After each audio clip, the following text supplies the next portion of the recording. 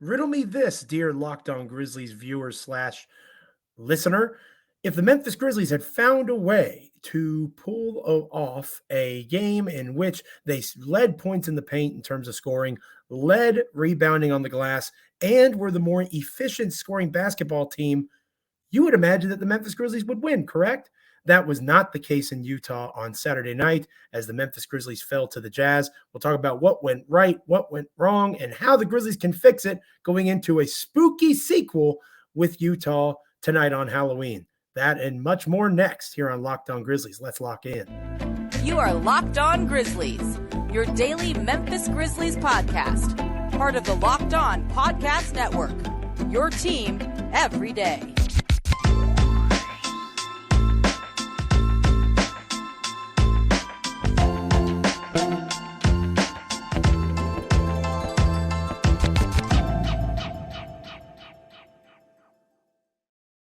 Thank you so much for making Locked On Grizzlies your first listen each and every day. We are free and available wherever you get your podcasts. We are also available on YouTube.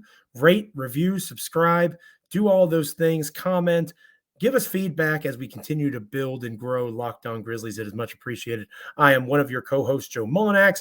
Conspicuous by his absence, Mr. DeMichael Cole. He had a busy weekend. He wanted to catch his breath heading into another late night with these West Coast swings with the Jazz. So you've got me, Joe Mullinax, as your host for this solo edition of Locked On Grizzlies. Today's episode is brought to you by BetOnline. BetOnline has you covered this season with more props, odds, and lines than ever before. BetOnline, where the game starts. It was an interesting contest on Saturday night. I know DeMichael had previewed in our last episode exactly what this game would entail, and a lot of his thoughts came to pass in terms of what the Grizzlies were going to need for a victory against the Utah Jazz in Utah, especially if Ja Morant was going to be absent, and he did indeed sit this contest out on Saturday night. But the Memphis Grizzlies started strong. They were up 30-24 after the first quarter. Things looked good. You had good Dillon Brooks offensively. You had extremely good Tyus Jones offensively. 23 points on 15 shots, 10 assists, only one turnover. Can't ask much more from Tyus Jones in that regard. We'll talk more about other ways. Perhaps we can ask more of him here in a moment. But then the wheels come off. The Grizzlies literally win every quarter in the game against the Utah Jazz on Saturday night. The only one they lose by a pretty decisive margin is the second quarter. And we're going to break down that particular frame more in depth here in a moment to kind of get a feel for what in the heck went wrong. But I want to start with what went right, because I think that positivity matters in this world. And you're someone that's listening to get information about the Memphis Grizzlies, analysis and takes. You don't need me to just completely destroy a team that is 4-2 with so many injury and illness concerns 6 games into their season. They're doing pretty well keeping their head above water considering all of the adversity they're facing. So let's start with the positives. I think Desmond Bane, lead option, number one option, Desmond Bane, looked pretty impressive, at least to my eye, on Saturday night against the Jazz. He was the best scorer the Grizzlies had. He was, again, their number one dude with both Ja and Jaren Jackson Jr. out, and Bane delivered. 11 of 23, 3 for 9 from 3, so maybe you expect one more made 3 there. But he was 7 for 8 from the charity stripe. He got to the free throw line more than any other Grizzly did, and we'll talk more about that in the next segment. Bane did a really strong job rebounding, 6 boards, only 2 assists, and 5 turnovers. That obviously needs to improve.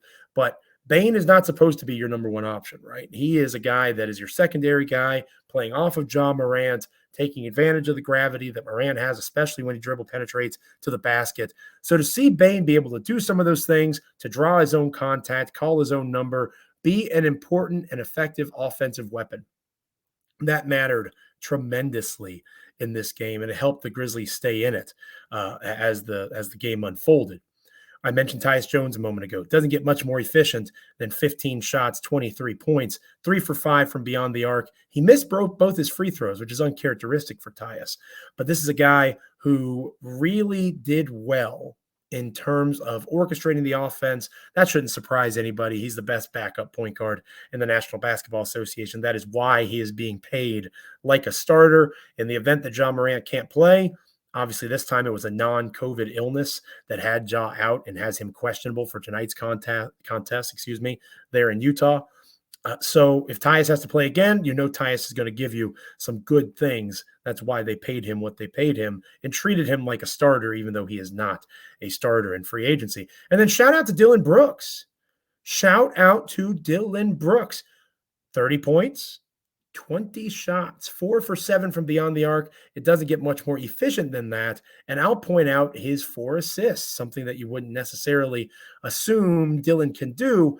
Usually the Grizzlies are winning basketball games when Dillon Brooks is facilitating in that manner as well as scoring in that manner. Plus, he had 3 steals. He was a guy that was really impactful on the defensive end of the floor, made life difficult for Colin Sexton at times, Jordan Clarkson at times.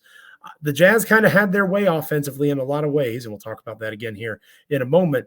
But Dillon Brooks continued to create extra possessions, get out in transition, and allow for the team to have some energy about them on the defensive end. So I would say those 3 were really the biggest positive takeaways individually from that game. Obviously, you had strong performances. Steven Adams, rebounding wise, he was the best in plus minus on the team at plus 11. So Adams only in 19 minutes of play, but he did some strong things. 10 rebounds in 19 minutes, obviously pretty good. You could give a shout out to David Roddy, who had struggled with his shot to start the season. 10 points on 5 shots, 2 of 3 from beyond the arc, 7 rebounds, 2 steals, 2 blocks, 2 assists. A pretty well-rounded game for Roddy in 27 minutes of play. Jake LaRavia was also out, so that meant it was a David Roddy night, and Roddy showed what the Grizzlies saw in him in terms of draftability and value. I also think, as I mentioned in the cold open, the Grizzlies were extremely effective offensively. Got almost 57% of their shots to fall, 44.4% from beyond the arc, 12 makes and 27 attempts. Free throw line-wise, that didn't kill them like it has in the past, 73.3%. We'll talk more about that, but it wasn't a disaster, right? They've certainly shot worse from beyond the arc. They won the rebounding battle 40-34. They won the steals battle 11-8 against the Jazz. Lots of strong things, fast break points, points in the paint. A lot of ways that the Memphis Grizzlies usually win basketball games, they had some success. And again, no Jaren Jackson Jr., no Zaire Williams, no Ja Morant. You're down 3 of your best 7 or so players, and you're out there competing with a surprising Jazz team that has had a very strong start to their season. Undefeated at home, 5-2, and overall on the year. Nobody really expected the Jazz to begin this well, and I'm certainly not prepared to call them a playoff team like others may be. Remember, I'm team call me at Christmas. I want to see where the NBA is and what it looks like 2 months from now, or a little less than 2 months from now, in all regards, right? Will the Lakers really still be this bad then? Will Memphis still be at the top? They probably should be close to it, but I have a sneaky suspicion the Jazz will start to fall off at some point. But you have to respect their hot start in the way that they played. Larry Markkinen, didn't have his most efficient game in this one, but he has been a problem for opposing teams, and he did have some strong performances. Kelly Olynyk was the guy that really made the Grizzlies struggle. But we'll talk more about that in the second segment. It wasn't all bad, is the point that I'm trying to make. And you can list all the stats and numbers and read the box score yourselves. But I'm telling you, after watching the tape and after actually, breaking down the numbers, seeing the sets the Grizzlies ran, I'm not sure what more you can ask of them. Again, the Jazz are playing well. They are not a bad basketball team at this moment. We have a small sample size, but they are playing good ball in the here and now. And they also are healthier than the Memphis Grizzlies in the here and now. They are not nearly as depleted as Memphis. Obviously, when the Grizzlies are at full strength, they are much better than the Jazz. So for a team that had John Conchar play 28 minutes, David Roddy plays 27 minutes, Santi Aldama played 30 minutes, Tyus Jones played 33 minutes. That's a lot. Kennedy Chandler, rookie Kennedy Chandler, second-round pick, logs 14 minutes as the backup for Tyus Jones. What more do you expect in terms of them at least being competitive in a road game at elevation in Utah? I thought that they hung tough with a hungry, competitive, scrappy Utah Jazz team. The second quarter was the major issue, and we'll talk about why that was, what in the world happened, what made that second quarter be such a downer for the Grizzlies, because that's really where the pain of this game settles in a lot of ways. The way that the process played out in that second quarter, like I said, it was a minus 14 quarter. Utah won the quarter 38-24. Memphis literally won every other quarter in the game. Utah, of course, wins the game. So the most impactful frame was the second, and we'll break down that quarter and what exactly happened here next on Locked On Grizzlies. But first, I want to shout out BetOnline, your number one source for betting, not just the new basketball season, but football and every other sport, the Major League Baseball playoffs, up and down, left and right, wherever you look over the sports spectrum, BetOnline is there. Find all the latest player developments, team matchups, news, podcasts, and in-depth analysis on every game. And as always, BetOnline remains your continued source for all your sports wagering information with live betting and up-to-the-minute scores for every sport out there. It is the fast and easiest way to check in on all of your favorite games and events, including MMA, boxing, golf, and again, of course, the National Basketball Association. Head to the website today or use your mobile device to learn more. BetOnline, where the game starts. Of course, when it comes to the Memphis Grizzlies, the issue is depth at the moment. And that's going to sound like a cop-out. People are going to be listening to this and saying, stop making excuses for them. It's not an excuse, it's context. Right? It's not an excuse, it's context. That's important context to have. They are literally down, at best, 3 of their top 8 guys. When you went into the season, you said you had Ja Morant, Desmond Bane, Dillon Brooks, Jaren Jackson Jr., Steven Adams, Tyus Jones, Brandon Clark, Zaire Williams. Those are your top 8. Ja was out, Jaren was out, Zaire was out. So that's what, 40% of the production that you expected? In some cases, even more. You can count Ja as 1.5 guys because of the start that he's had to his season. He's an MVP candidate. I'm sure Giannis and Luka would have something to say about that, and understandably so. But the fact remains, Morant has had a really strong start to his season. So with that in mind, not having him, not having Jaren, not having Zaire, Jake LaRavia, in terms of his sweet shooting three-point stroke, he didn't play in this game. So that's 4 out of 10 potential rotation pieces. So you have to ask Kennedy Chandler to play when he perhaps shouldn't. You have to ask David Roddy to play 27 minutes when he almost certainly shouldn't if you are a true contending team. That context matters. And that context is extremely important when it comes to looking at how the second quarter began for the Memphis Grizzlies. You have Santi Aldama, Desmond Bane, Xavier Tillman, David Roddy. You got these guys on the floor alongside Kennedy Chandler. That group is one that really struggles in terms of Memphis having the lead 30-24, and they hold on to it for much of the first half. But then much of the second quarter.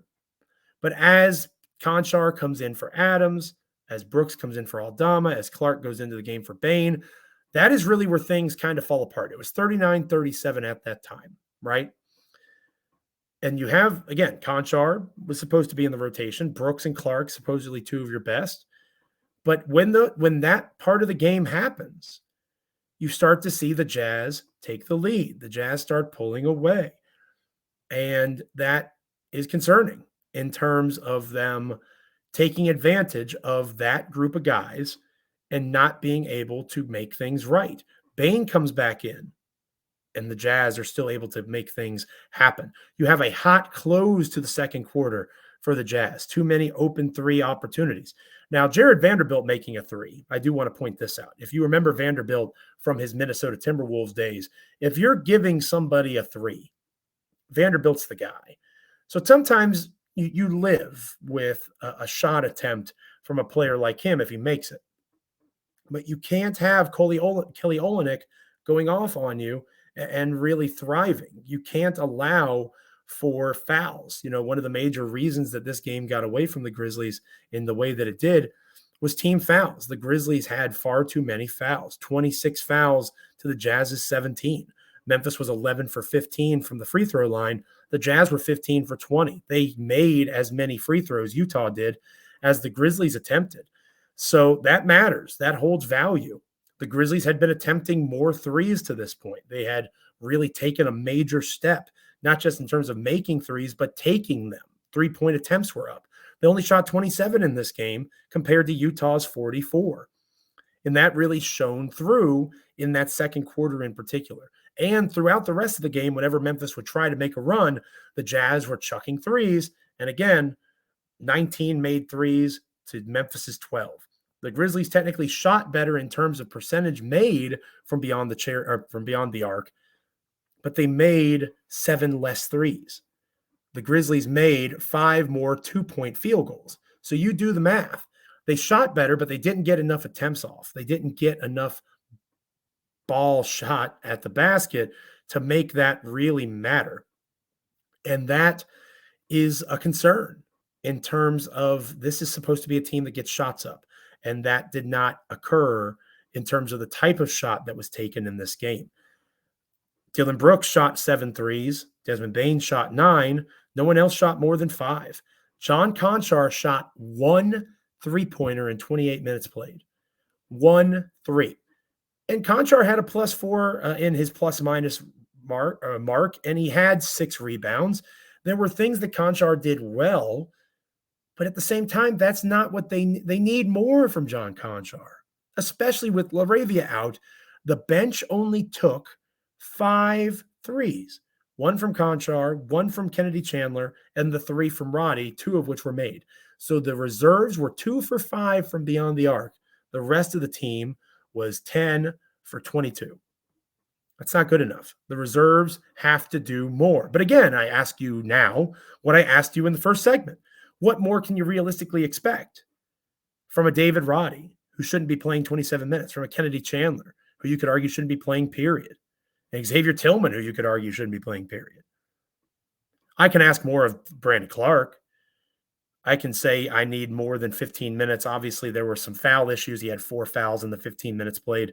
Didn't fully have it after watching the game, but that's a guy that needs to have it. You're paying him. You extend him to be a player that you can depend on when others are down, and Brandon didn't have it the way that he should have in that game. John Conchar did not have it the way he's supposed to have it. Those are guys that going into this season were being counted on. Santi Aldama wasn't being counted on. Santi had one of his worst games of the season so far. Only 10 points, 3 rebounds across 30 minutes of play. That's not enough. 5 fouls. He was in foul trouble. Dillon Brooks, of course, was in foul trouble. That's pretty constant, par for the course. But you can't have the guys that you were expecting to be your guys not bring it when you're missing your superstar, when you're missing Ja Morant. You're just not going to win. It's not going to happen. It's impressive they were as close as they were, as I mentioned in the previous segment. Kudos to them for that. They deserve it. They have grit. They have a culture that doesn't allow them to just lie down. That is valuable and will carry dividends with them into the postseason when it comes. But we're a long way from that. We're a long way from that. You are in a place right now where you have to compete, even when things are tough. And they're doing it, but they're not doing it well enough in terms of the guys that they need. I can't be mad at David Roddy. He played 27 minutes. I can't be mad at Kennedy Chandler. I can't even be mad at Santi Aldama. Brandon Clark just got an extension. Need more. John Conchar just got an extension. Need more. Articles and tweets and quotes about Conchar getting up more shots. I always was concerned about Conchar, and he's had a good start to his season. In fairness to Conchar, it's similar to Santi. This is maybe the first game that you look and say, John, jitty. 1 3-point attempt in 28 minutes. It's not going to cut it. It's not enough. He has a good 3-point shot. He has that capacity to help the reserves in particular. He needs to shoot that shot. Take it. He only had 1 assist. It's not like he was slinging the ball all over the place, facilitating for others. That tells me he was not active enough offensively. He didn't do what he needed to do, and the eye test matches it, in order for the team to be able to survive, especially that second quarter slug fest at the end of the second quarter in particular. The guys that you just extended need to step up in these moments. They didn't, and that's one of the major reasons the team lost. It was a tough loss. It was a close loss.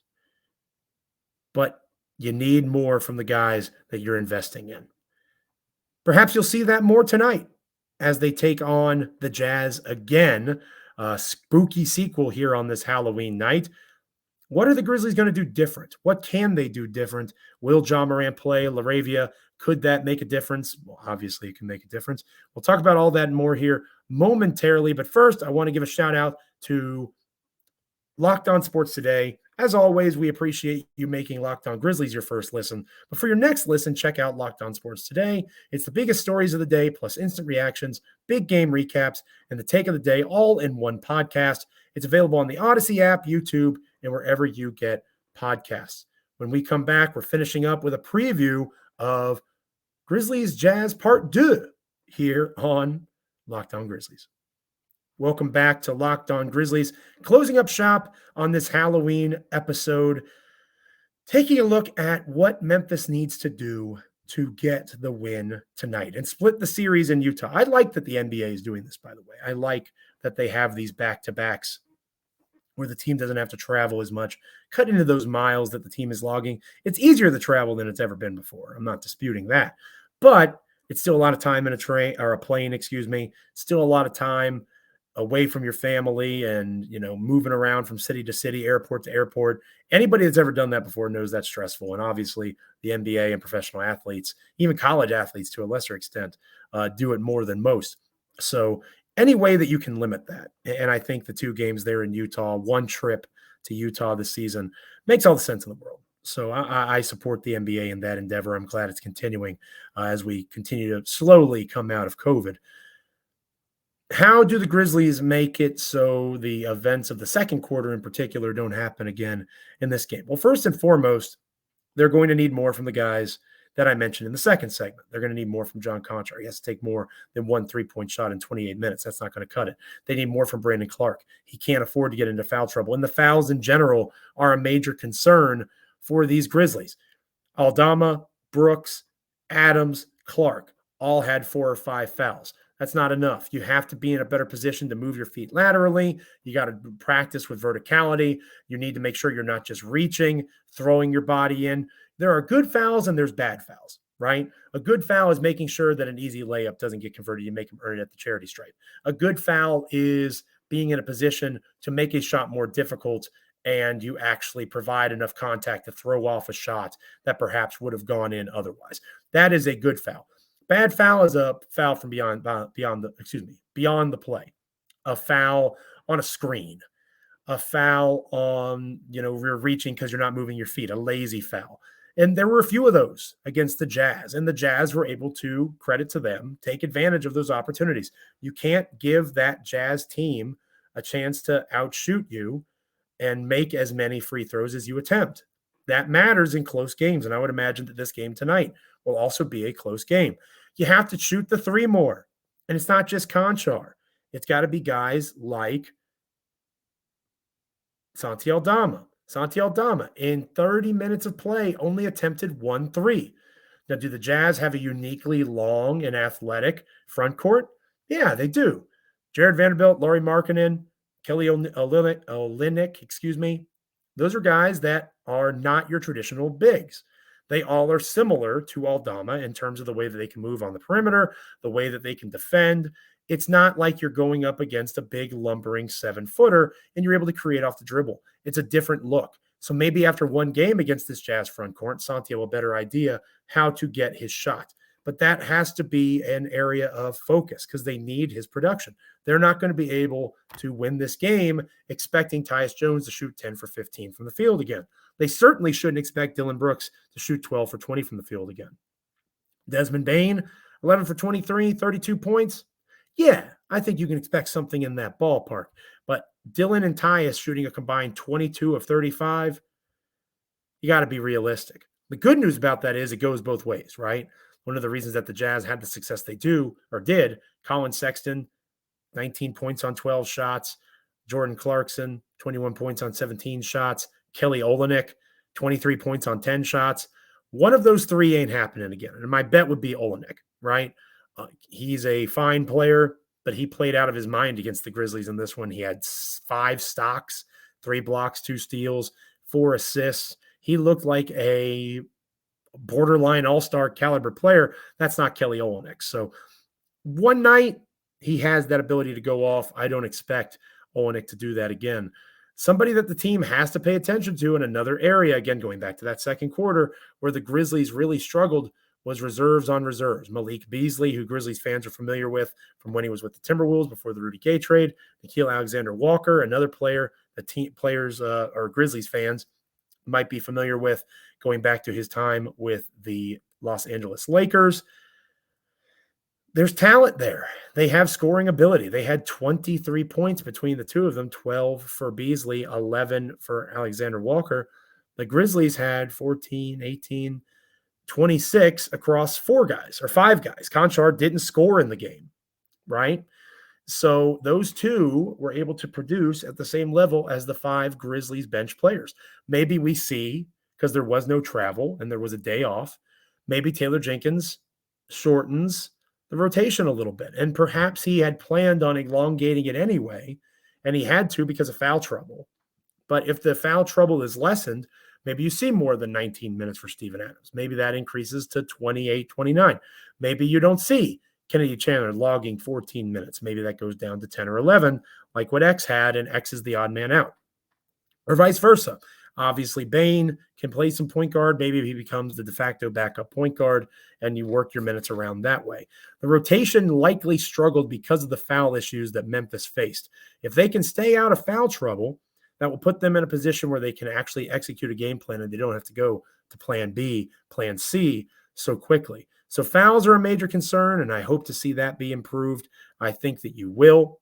I think that the team as a whole needs to prioritize those reserves, making sure guys like Conchar get more shots off. Again, 1 3-point attempt in 28 minutes. That's unacceptable for John Conchar at this point. He shoots too well. He has to have 5, 6, 7 attempted threes in those 28 minutes of play. And I do anticipate that you will see a newly energized Brandon Clark, because all those front court names, aside from Vanderbilt, Markkanen is not the athlete that Clark is. Olynyk is not the athlete that Clark is. And of the 4 reserves that played for the Jazz on Saturday night, literally none of them were bigs. They were all guards. So there is opportunity there for Brandon to be a little more aggressive and use the size that he has. There are times and matchups where Brandon isn't the biggest dude on the floor. In this game, he either will be he's certainly the biggest combination athlete in terms of size. He is someone who is a 6'8" big who can run like a wing. He needs to prioritize that advantage more. I'd like to see them getting him operated in the pick and roll. I'd like to see him create a little more off the dribble at the top of the key. He's done that some this season and had some success. Let Adams be a screener for Clark at times. Not all the time, but just throw different looks at this Utah Jazz defense. And keep in mind, they're scrappy and they're competing, but they also don't have a closer, traditionally speaking. Even if Morant doesn't play, even if the great shooting LaRavia doesn't play, small sample size, great shooting LaRavia, you still have a guy in Desmond Bane who can be that dude, right? The Jazz don't have that dude. No disrespect to Larry Markkanen, no disrespect to Colin Sexton. They're good basketball players. Desmond Bane is at a higher tier at this stage of his career, and you usually like to lean towards the team that has the best player. All that being said, again, Ja Morant currently questionable, about a 50-50 shot to play in this game.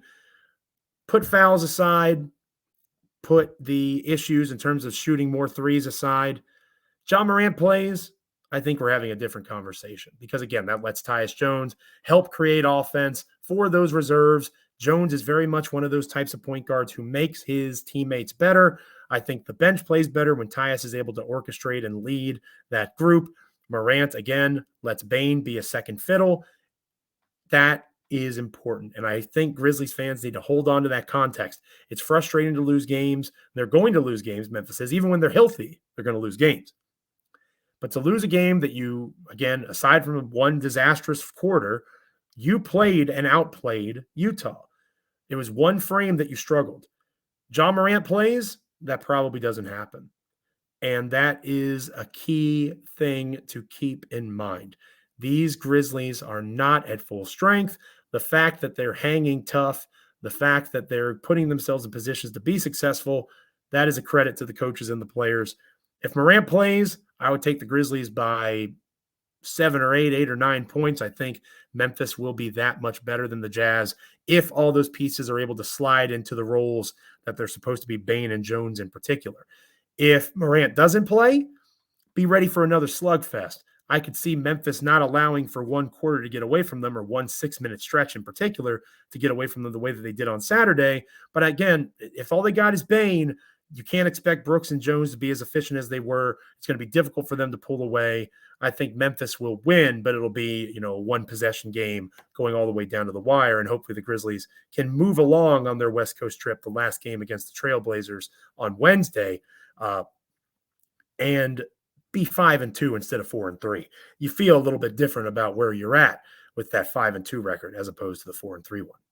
Thanks for making Locked On Grizzlies your first listen today. For your second listen, go check out Locked On Sports Today. From the games that matter to the most of the biggest stories in sports, go beyond the scoreboard and behind the scenes with local experts and insights that only Locked On can provide. Locked On Sports Today, available on this app, YouTube, and wherever you get your podcasts. The next time we're on Locked On Grizzlies, we'll be reviewing Utah Jazz Memphis Grizzlies Part 2. Hopefully the fouls are less and the threes are more. They follow my advice, which is like a voice. Hopefully they follow my advice. I know they listen to Locked On Grizzlies religiously, because why wouldn't you? You do, right? And that's extremely important. You listen to Locked On Grizzlies, so why wouldn't the Grizzlies themselves? I think it's logical for them to do so. So hopefully the fouls are down, the three-point attempts are up. We see more from Conchar and Clark, and Memphis is able to pull this game out. We'll be talking about that and more the next time we're together. Thank you so much for listening. Again, rate, review, subscribe, YouTube, wherever you get your podcasts. It's all good and it's all appreciated here on Locked On Grizzlies. For my co-host, Michael Cole, I am Joe Mullinax. Stay locked in, stick around, and continue to make us your first listen here at Locked On Grizzlies.